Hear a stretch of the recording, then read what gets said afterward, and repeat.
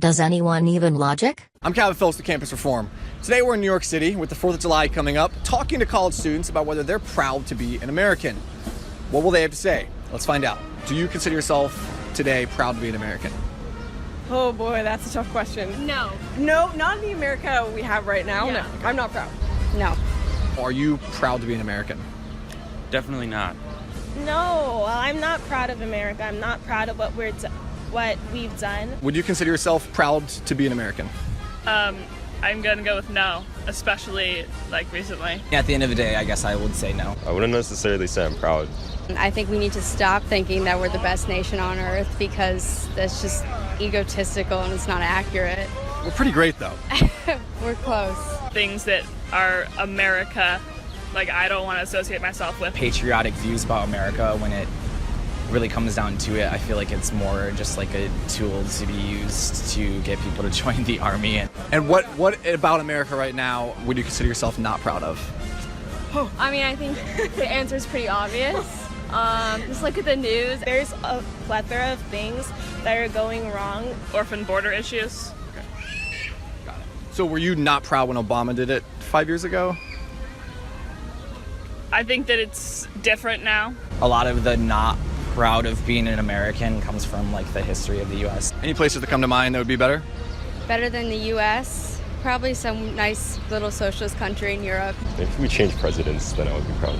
And there's an America that we can make that will be great. Yeah. And so I Are believe. you saying make America great again? No. That's not what I'm saying. Everything with the Supreme Court right now is like really scary. I'm scared. I'm scared. I'm genuinely scared. Were you concerned when President Obama filled the Supreme Court vacancies in the election year? No. In the past, were you proud to be an American, and what made you more proud then? I guess it was just ignorance. I had no idea how many people in this country were so far right and discriminatory. And I would first of all reverse everything Trump has done. Okay. Every executive action. I'd reverse everything he's done right now. Okay. Would that crash the economy though? Things are going pretty well right now in the economy. Those are like pretty longitudinal. I don't think anything beneficial has been his doing at all. What could be done to make you proud of your country? I'd like, people to be able to express their identities and be themselves without having to deal with prejudice and, Is there a law for that though? There could be. There are laws that could help with that. What do you think about the immigration policy in our country right now under President Trump? I can tell you he doesn't have one. He's just playing it by his own ear, his forefathers' ears. If I were him, I'd seek out another job because he's a temporary employee like the rest of us. All right, so these pictures have been surfacing in the media a lot about the children in the detention centers.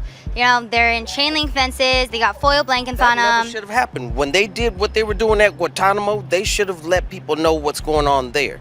That woman that died, got shot in the head, it takes a talented eye to shoot for mass, and it takes an even better eye to shoot for someone's head. Okay, going back to this though, do you think that this is solely President Trump's fault? Oh, of course it's his fault. All right. What Because if he could change policy anytime he wants to, but instead he's busy blowing up Twitter with BS. What if I told you that these are from the 2014 Obama administration? You know what? He had people up under him. He had plenty of people up under him.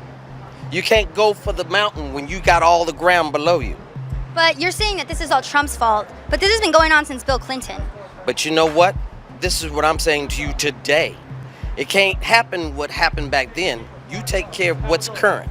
The current is that the current administration could take care of this in a snap. Well, just the whole concept of shutting down our borders from people that need our help is repulsive to me.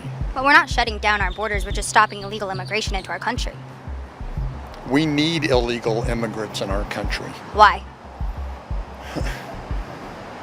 I mean, Because okay. we need to be compassionate to people that need our help. It's a unique problem that has to be dealt with. I understand that, but at the same point in time, the zero tolerance policy is unacceptable. Did you know that there's been a 310% increase in the number of human trafficking victims coming from the border into our country? Human trafficking? Yes, people are coming from the border. In many cases, the parents of the children coming from the border aren't necessarily the real parents of the children at all, and they don't have documentation proving that they are their kids. It's kind of like the welfare system. Just because some people abuse it doesn't mean you shut the whole thing down. It's just something that bothered me after I left, man. Like these pictures right here, that's good. I'm glad you're out here showing people and you're making it apparent for people. But don't bullshit with people. Like if you're gonna show these pictures, lead with, hey, these are some Obama era pictures. I don't know where this is at. They don't have any context with them.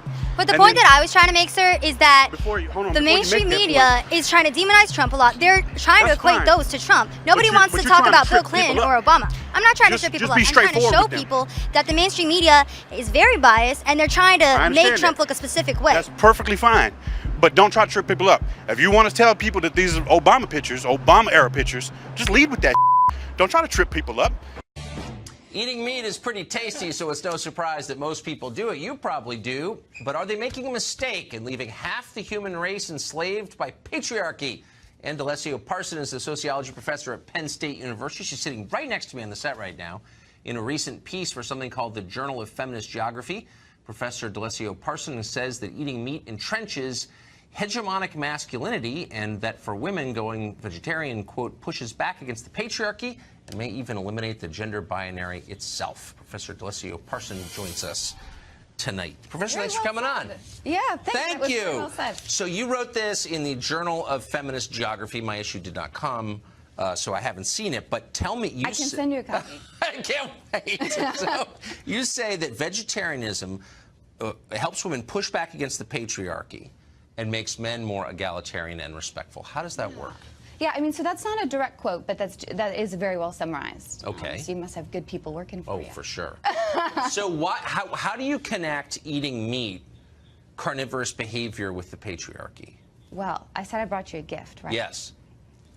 Use your imagination. Okay. And I think this book might help. Okay. Okay? So I read it this year. Have you ever heard of Octavia Butler? No, never. Oh, do you like science fiction? Oh, tons. Yes, you do? Yeah. Okay, so I have a book by Octavia Butler called Okay. Lilith's Brood. I can't remember. This camera? Lilith's Brood, okay. And that's like a dystopian feminist novel about men. No. No. You got to read it. It's to about find out. carnivores? You got to read it to find out, Okay. right? Well, tell me, do you think that being a vegetarian helps defeat the patriarchy? Well, wait, first, you going to read it? Yeah, absolutely. Okay, so then you Come have on. to read it. Yeah, of course. Okay. Thank you. All right. And this is the one I'm reading. Okay. And for another partial response, check out this one. Good. So we've sold a couple feminist books here on the book club. They're not just feminist. But tell me, let's get to the nub of it. How I eat meat. Yeah. How am I perpetuating the patriarchy by doing so? Well, okay, there's several ways. One of the ways in which we perpetuate patriarchy is when we take up a little bit too much space. Right. And eating meat is a diet that requires more space on the planet. Well, okay. It requires more resources to produce meat than it does to produce plant-based food.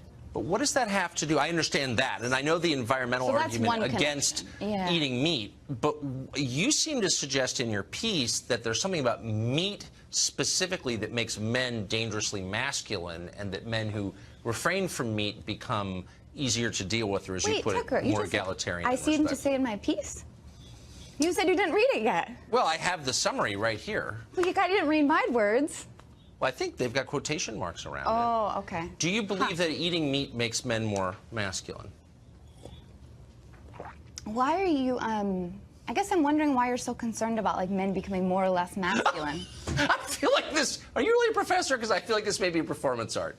What's performance? No, I'm a professor. Okay. I believe that when you come together, two individuals come together. Right. You co-produce knowledge. Okay. So you were saying before you didn't finish college? You co-produce knowledge. Yes. So you tell me this. If I stopped eating meat, how would I be better? I don't think it's about better or worse, right? Okay. I think it's a question of how much space are we as individuals taking up? So how much space are we taking up when it comes to what we consume? The tea we drink, I really like tea. I had a package for you, I'll give it to you later. Okay. The things Let that me just ask you this really put on quick. our body and what we put in our households. How much space do we take up? You promise you're a real professor? Yeah. Okay. What does it mean to be a real professor? I teach adjunct. This is getting too deep. I'm going to ask you one last final question, which is, I'm getting the sense from what I have read, whether or not you wrote it is another question, but I think that you did, that when men stop eating meat, they change in ways that you think are good. Is that true? I think it's helpful that men stop, that all people consider how much meat they choose to put in their bodies. I'm not here to mandate anything, right? We all make our individual level choices. Our individual choice is incredibly important, right? Adam Smith. Yes, Adam right? Smith. We were just talking about it in the green room. I will say I come away with 2 strong impressions from this interview. One, I like you more. Really? But I know much less. What does that mean? I don't know. Will you have me back to discuss our paradox books? we can talk about. Professor, thank you.